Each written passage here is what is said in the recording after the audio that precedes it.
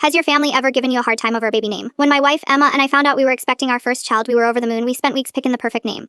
Oliver James, it felt just right, strong without being trendy, classic with a sounding old-fashioned. We told everyone during my mom's birthday dinner when Emma was 4 months pregnant. My older brother Jake simply nodded. Good choice. His 2-year-old son was sitting up and his wife Casey smiled and congratulated us. Everything seemed completely normal. 2 months later, Jake called with exciting news. Casey was pregnant again. We were thrilled. Our kids would be almost the same age. Maybe they'd even grow up as best friends. At Emma's baby shower, Casey was showing off her baby bump when one of our aunts says, "Yet." Casey smiled strangely. And if it's a boy, we're thinking about Oliver James. The entire room went silent. Emma's fork slipped onto her plate. I felt my face get hot. That's our name, I said, trying to stay calm. Mansaga. Jake shrugged. Hers a family name, remember great-grandpa Oliver. We have just as much right to use it. That was complete nonsense. Our great-grandfather went by Ollie and his middle name was Robert, not James. Jake was making it as her own baby shower. My mom tried to smooth things over, saying there could be 2 Olivers in the family. But Emma whispered that she couldn't stand the thought of someone stealing the one name that felt special to us. That night, I was furious. I'd always been the younger brother who got Jake his hand-me-down plots. This baby's name was the one thing that was ours. Then I remembered something from college. My roommate once changed his major because of an obscure rule buried in the student handbook that nobody ever read. Maybe there was something in our family history. I spent 3 hours digging through old family records my mom had given us.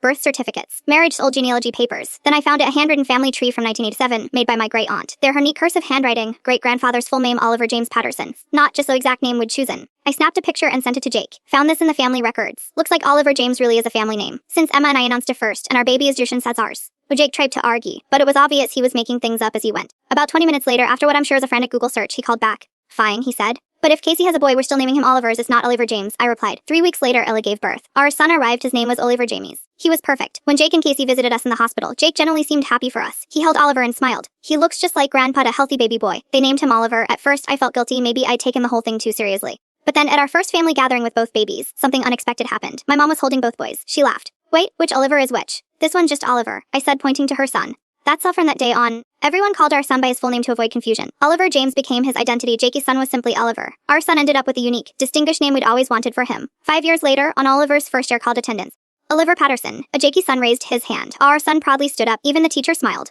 Oh, what a wonderful name. Oliver James sounds so strong. Jake shot me a look. I just smiled. Sometimes, being the younger brother means you have to fight a little harder for the things that are yours.